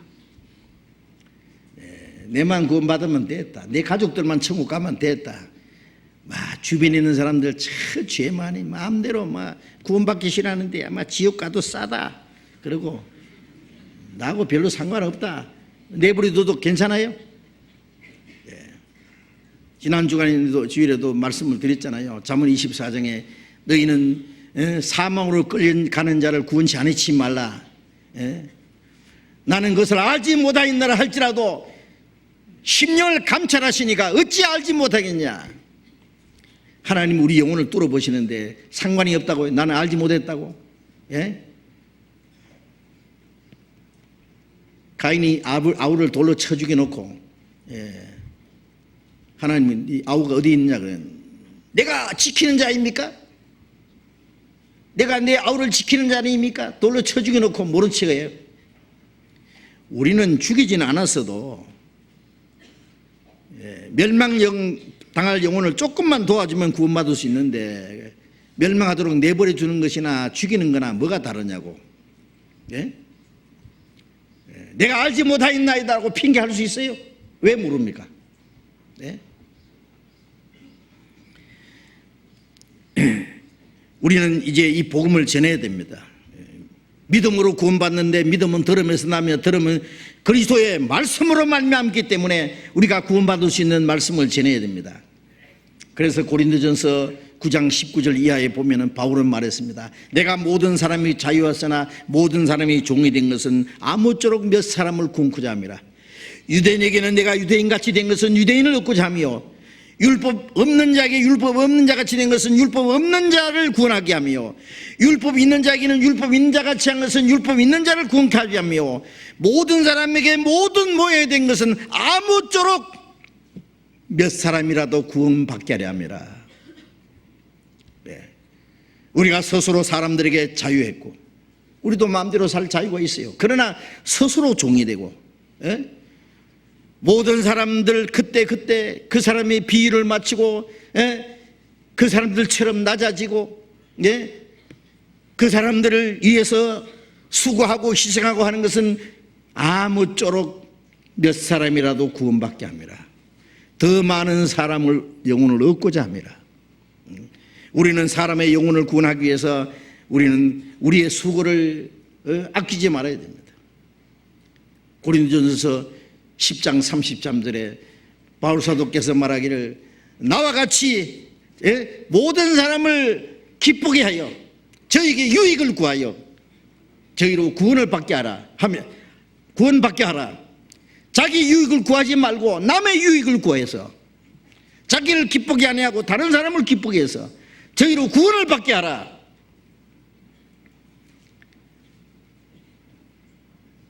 사랑은 주는 겁니다. 저는 오늘 아침에도 그런 생각을 했어요. 하나님이 세상을 이처럼 사랑하사 하나님은 세상을 내려보시고 하나님을 대항하고 반항하고 막 죄를 짓는 그 모든 죄인을 똑같이 사랑했습니다. 우리는 사랑이 너무 좁아요. 그렇죠? 날 가까이 하는 사람은 사랑하고 날 미워하는 사람은 나도 미워하고, 예? 그러니까 사랑할 사람 미울 사람 골라가지고 합니다. 우리는, 예? 하나님은 고르지 않습니다. 똑같이 사랑합니다. 햇빛과 비와를 똑같이, 악한 사람이나 선한 사람에게 다, 예? 모든 것을 호흡을 골고루 주시듯이 우리 영혼도 똑같이 사랑합니다. 우리는 그렇게 좀 할 수 없을까요? 우리도 하나님처럼 마음을 좀 넓혀서, 예?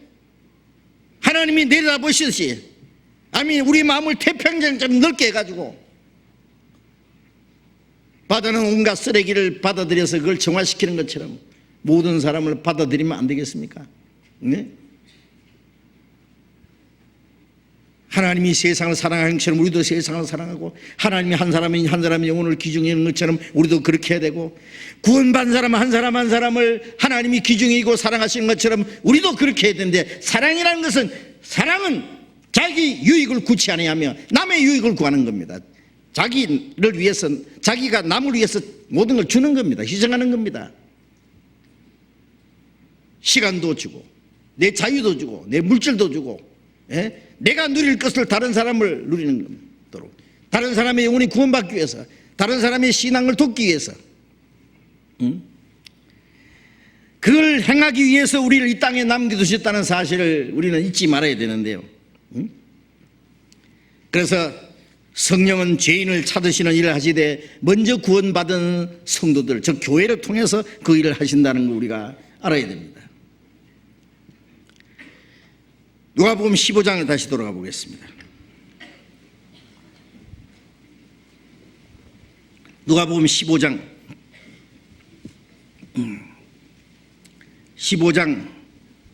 11절부터 봅니다. 누가복음 15장 11절부터 또 가라사대 어떤 사람이 두 아들이 있는데 그 둘째가 아비에게 말하되 아버지여 재산 중에서 내게 돌아올 분깃을 내게 주소서 하는지라. 아비가 그 살림을 각각 나눠 주었더니 그 후 며칠이 못되어 둘째 아들이 재산을 다 모아 가지고 먼 나라에 가 거기서 허랑방탕하여 그 재산을 허비하더니 다 없이 한 후에 그 나라에 크게 흉년이 들어 제가 비로소 궁핍한지라 가서 그 나라 백성 중 하나에게 붙여 사니 그가 저를 들러 보내어 돼지를 치게 하였는데 제가 돼지 먹는 지엽 열매로 배를 채우고자 하되 주는 자가 없는지라. 이에 스스로 돌이켜 가로되 내 아버지에게는 양식이 풍족한 품꾼이 얼마나 많은고 나는 여기서 줄여 죽는구나. 내가 일어나 아버지께로 가서 이르기를 아버지여 내가 하늘과 아버지께 죄를 얻었사오니 지금부터는 아버지의 아들이라 일컬음을 감당치 못하겠나이다. 나를 품꾼의 하나로 보소서 하리라 하고 이에 일어나 아버지께로 돌아가니라. 아직도 상거가 먼데 아버지가 저를 보고 측은히 여겨 달리가 뭘 안고 입을 맞추니 아들이 가로되 아버지여 내가 하늘과 아버지께 죄를 얻었사오니 지금부터는 아버지의 아들이라 일컬음을 감당치 못하겠나이다 하나 아버지는 종들에게 이르되 제일 좋은 옷을 내다 입히고 손에 가락지를 끼우고 발에 신을 신기라. 그리고 살찐 송아지를 끌다가 잡아라. 우리가 먹고 즐기자. 이 내 아들은 죽었다가 다시 살아났으며 내가 잃었다가 다시 얻었노라 하니 저희가 즐거워하더라. 이 말씀은 정말 놀라운 말씀입니다. 하나님이 죄인을 구원하기 위해서 하시는 일이 무엇인지, 죄인이 어떻게 구원받을 수 있는지 하는 이 놀라운 은혜를 아주 간결하게 설명한 말씀입니다. 이 둘째 아들이 마음에 문제가 생겼습니다. 아버지와 함께 사는 것이 지겹습니다. 아버지를 섬기는 것이 지겹습니다. 아버지 시키는 대로 해야 되는 것이 아주 싫습니다. 이제 아버지를 떠나서 자유롭게 살고 싶었습니다. 더 넓은 곳으로 가서 새로운 것을 보고 그 호기심이 발동한 것 같습니다.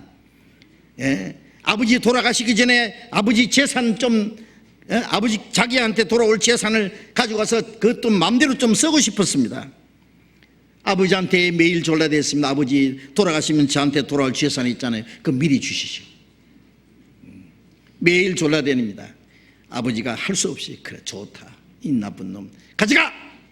돈을 떼주었습니다. 아들은 아버지 고맙습니다. 고맙습니다. 가져가서 허랑방탕했다 그랬죠.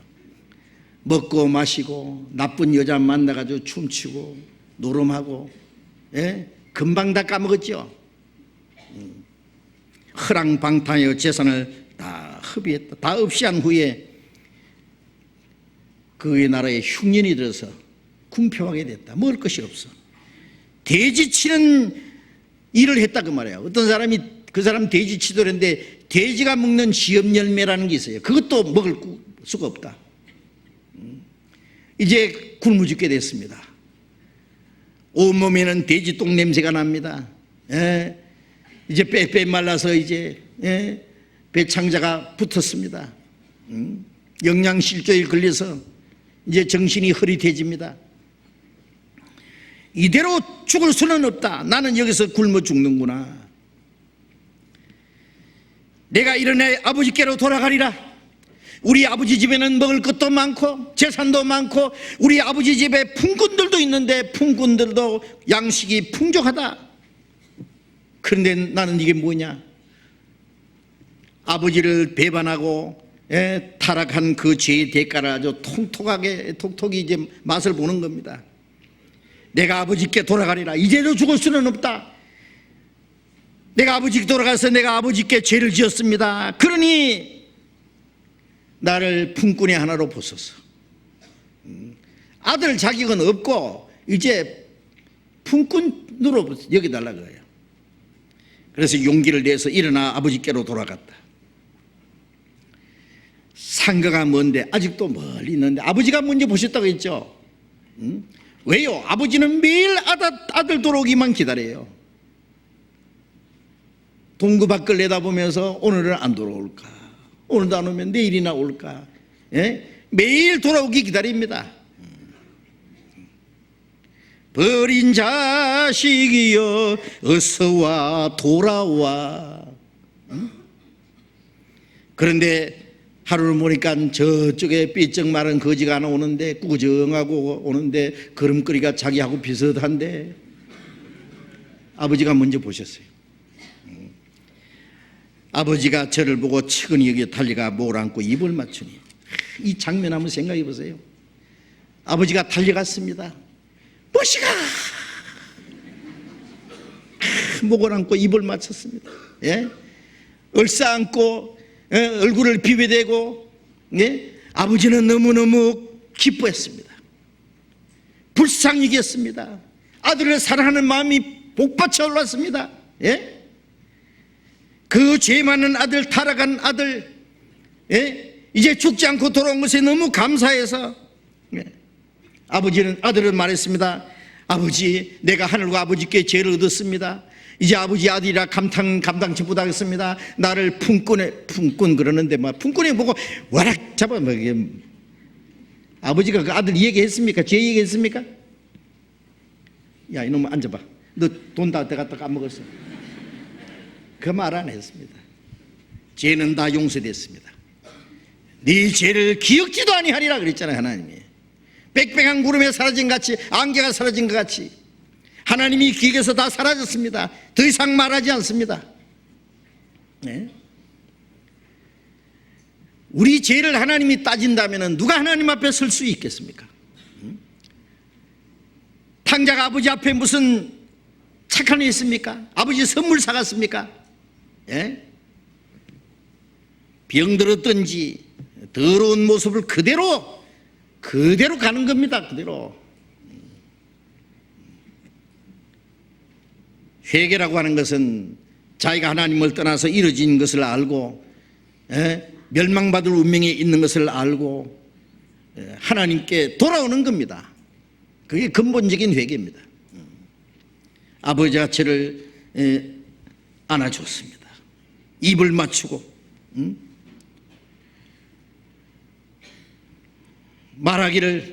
종들에게 말하기를 제일 좋은 옷을 내다 입히라. 제일 좋은 옷은요, 평소에는 입지 못하는 겁니다. 특별히 어떤 잔치를 할 때, 특별한 행사가 있을 때, 그때 입는 특별한 옷입니다. 그 제일 좋은 옷을 갖다 내다 입히고, 이게 뭘 말하는 거예요? 이 아들은 아마 돼지 똥 냄새 나는 더러운 옷, 다 떨어진 걸레 같은 그 냄새 나는 옷을 입고 있었을 겁니다. 우리 죄의 모습입니다. 우리는 하나님 앞에 얼마나 더러운 죄인입니까? 그런데 아담이 벌거벗고서 두려워서 숨었다고 했을 때 짐승을 죽여서 피를 흘려서 가죽옷을 만들어 아담의 수치를 가려주신 것처럼 이사야 61장 10절에 그의 의의 옷을 입히시고 구원의 옷을 내게 입히셨다. 더러운 죄의 옷을 벗겨버리고 의의 옷을, 구원의 옷을 우리에게 입혀주셨습니다. 그건 예수님이 십자가 죽으심으로 이루신 의로운 옷입니다. 내가 네 죄를 보지 않는다 그 말입니다. 우리가 어떻게 여기에 어젓하게 입으로 앉아 계십니까? 옷을 입고 있기 때문에 그래요. 그렇죠? 옷은 우리의 부끄러운 것을 다 가려준 거예요.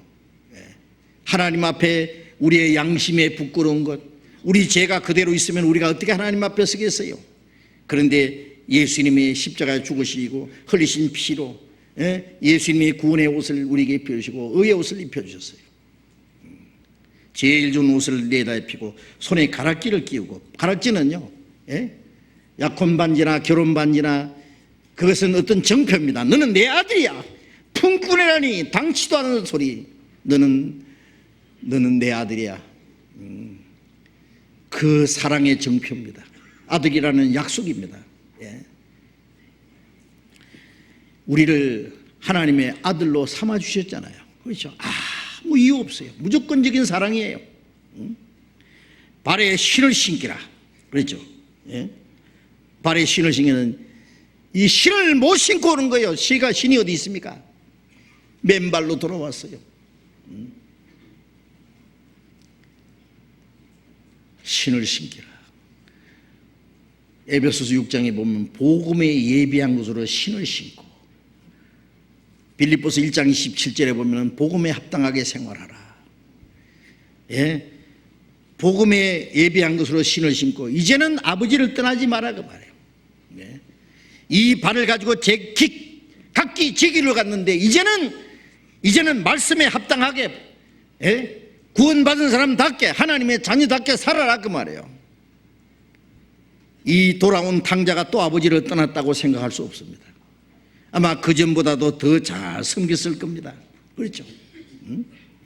발에 신을 신기라. 그리고 살찐 송아지를 끌다가 잡으라. 아버지는 이 아들이 돌아올 것을 생각하고 미리부터 이 송아지 한 마리를 키운 것 같습니다. 미리 준비해 놨습니다. 준비해 놨던 살찐 송아지 끌어다가 잡으라. 이 죄 많은 아들이 돌아왔고 아버지와 같이 모두가 기뻐하기 위해서는 죄 없는 송아지가 죽었습니다. 에베소서 5장 2절에 그리스도께서 우리를 위해서 향기로운 제물과 생축으로 하나님께 드리셨느니라. 예수님 자신을 우리를 위한 향기로운 제물과 생축으로 하나님 앞에 잡아 바쳤습니다. 죄 없는 예수님이 대신 죽었습니다. 살찐 송아지를 끌다가 잡으라. 우리가 먹고 즐기자. 이 아버지는 너무너무 기뻐서 기쁨을 어쩔 줄을 몰랐습니다. 너무 기뻐서. 우리가 구원받았을 때 하나님 얼마나 기뻐하는지 아십니까? 하나님도 기뻐하고 우리 구원받은 성도도 기뻐하고 하늘의 천사들도 기뻐합니다. 내 아들은 죽었다가 살았으며 잃었다가 얻었다. 내 아들은 죽었다가 살았다. 아버지를 떠난 게 죽은 거예요. 하나님을 떠난 게 죽은 거예요.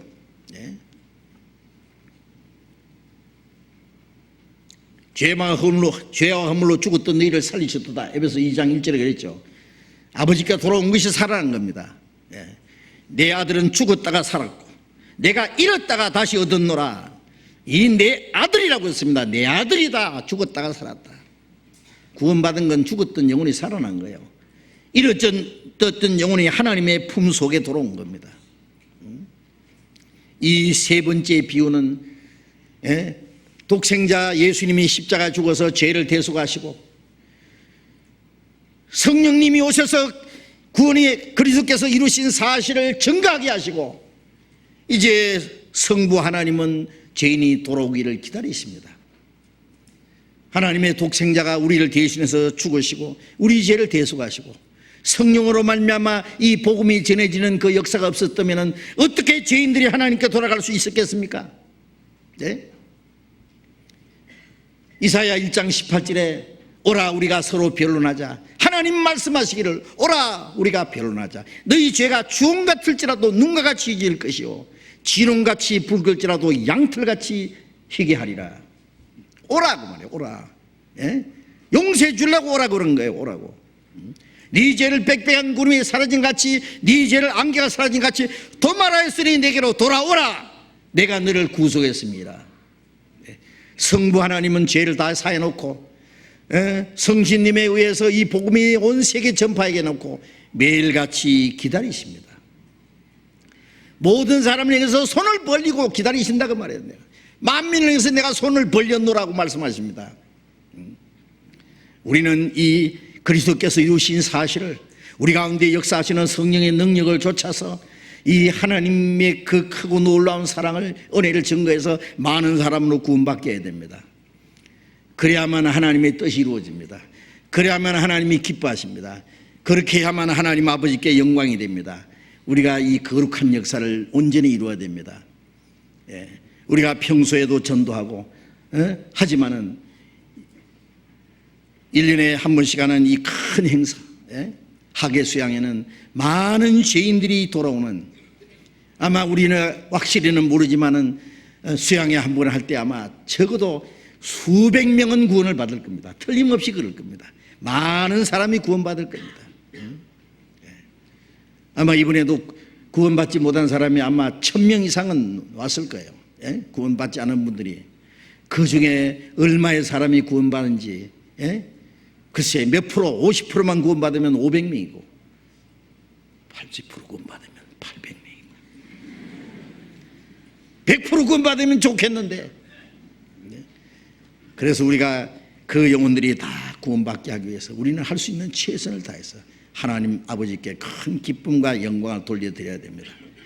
같이 기도하겠습니다. 자비로우신 우리 아버지, 하나님이 작정하신 마지막 시대에 이 세상 많은 사람 가운데 우리를 먼저 불러 구원해 주시고 주님의 성령으로 하나 된 이 거룩한 교회 안에서 주님 안에서 교제하며 하나님의 거룩하신 뜻과 영광을 위해서 순종하며 살게 하시는 은혜 감사합니다. 성부 하나님과 성자 예수님과 성령 하나님께서 이 삼위일체 하나님께서 역사하시는 그 구원의 역사를 우리가 말씀을 통해서 배웠습니다. 주 예수님께서 이런 양을 찾으러 오셔서 양 이뤄진 죄인들을 위해서 십자가에 죽기까지 그 큰 희생을 베풀어 주시고 흘리신 보배로운 피로 우리 죄를 영원히 사하시고 그 성령의 능력으로 말미암아 이 사실을 우리에게 깨닫게 해주시고 믿게 하심으로 구원받게 하신 주님, 이제 우리를 통해서 이 복음이 전파되게 하시고 많은 영혼이 구원받는 역사가 나타나게 하신 은혜 감사합니다. 이번 하계 수양을 통해서도 성령께서 우리 가운데 역사하심으로 이 복음이 전파되고 많은 영혼이 구원받아서 하나님께 돌아오는 큰 역사가 이루어지게 하시고 이제 하루가 천년같이 천년의 하루같이 아무도 멸망치 않고 다 회개하기를 오래 참으시고 기다리는 그 하나님의 사랑을 저들에게 전파해서 많은 영혼이 하나님께 돌아와서 구원받게 하는 큰 역사가 일어나게 하시고 이로 말미암아 하나님 앞에 큰 기쁨과 영광이 되게 하시고 이 하나님의 거룩한 역사를 위해서 우리 모두를 주님 뜻대로 귀하게 사용해 주시옵소서. 주 예수님 이름으로 기도드렸습니다. 아멘. 우리 찬송하겠습니다.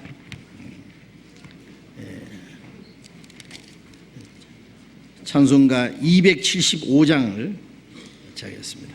이 찬송하고요, 찬송하고 잠깐 그대로 앉아 계세요.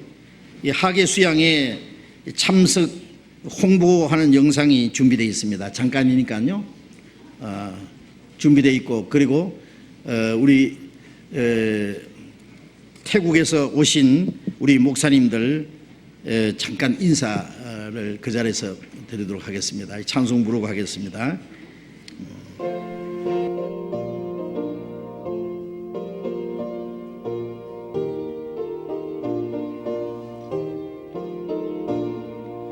저 죽어가는 자 다 구원하고 죄악과 무덤서 건져내며 죄인을 위하여 늘 애통하며 예수의 공로로 구원하네.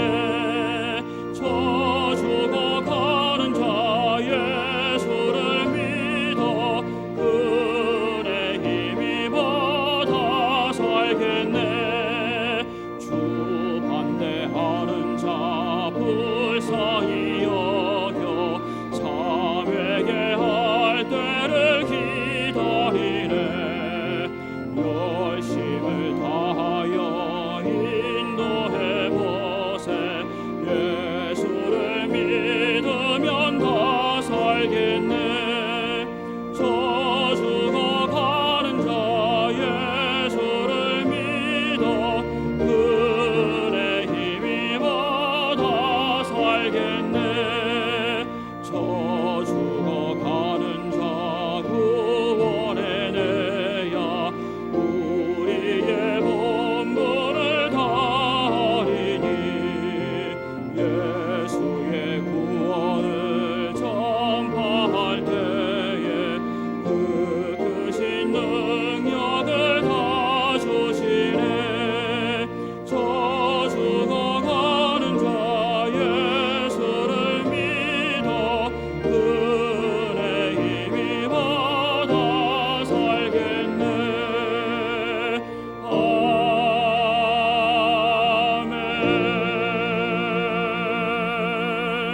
아멘. 먼저 제 2차 학예 수양회 를 홍보하는 영상을 잠깐 보여드리겠습니다.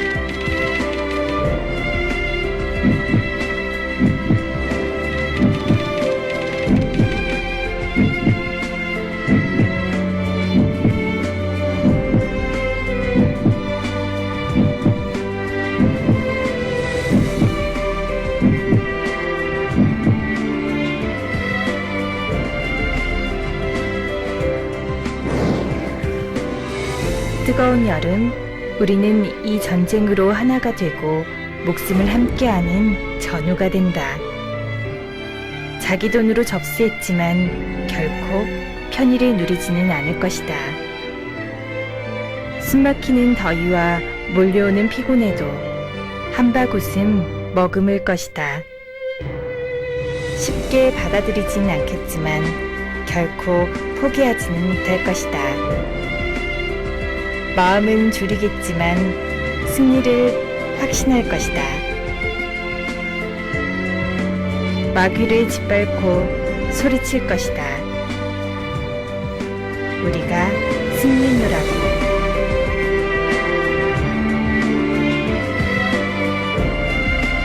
나는 할 수 있다. 그러니까 우리는 할 수 있다. 우리 가운데 역사하시는 능력.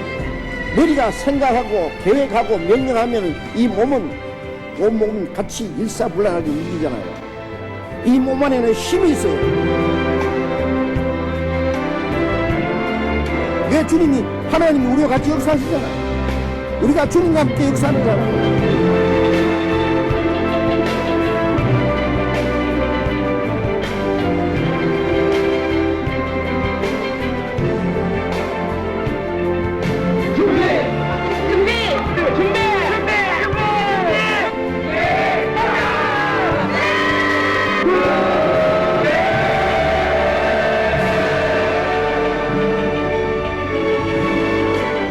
나는 할 수 없습니다. 그러나 우리는 할 수 있습니다.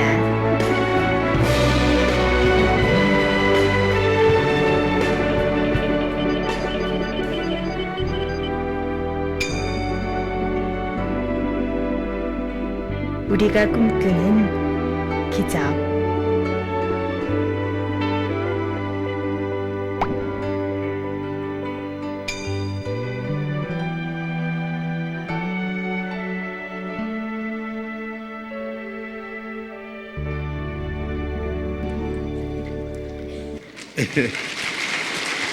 네, 감사합니다.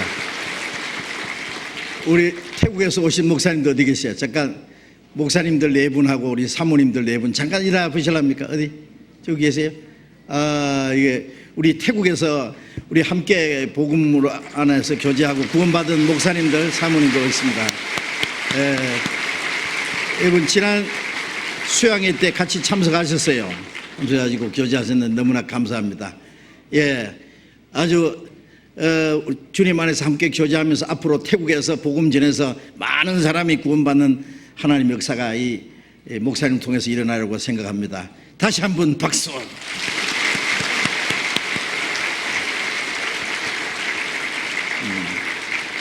장로님, 광고해 주시죠.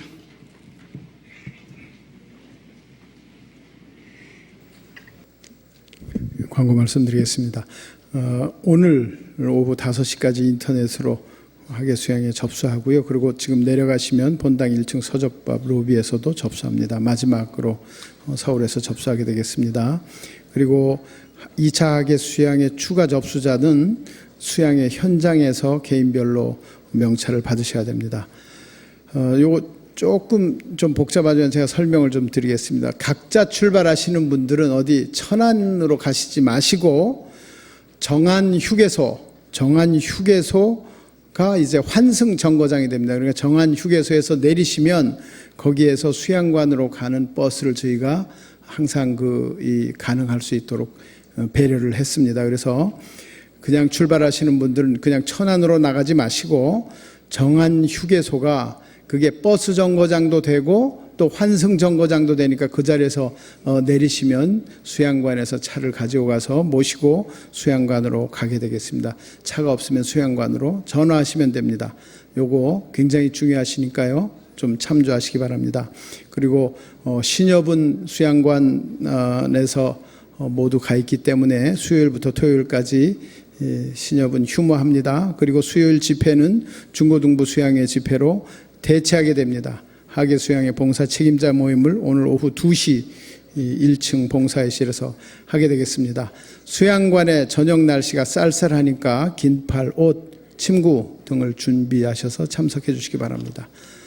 오늘 은빛장년의 모임이 오후 2시부터 본당 상층 대강당 이 자리에서 있습니다. 광고 마치겠습니다. 예, 마쳤습니다. 자, 이렇게 교제하시기 바랍니다. 수양회 기간 동안에 수고 많이 해주시기 바랍니다. 감사합니다.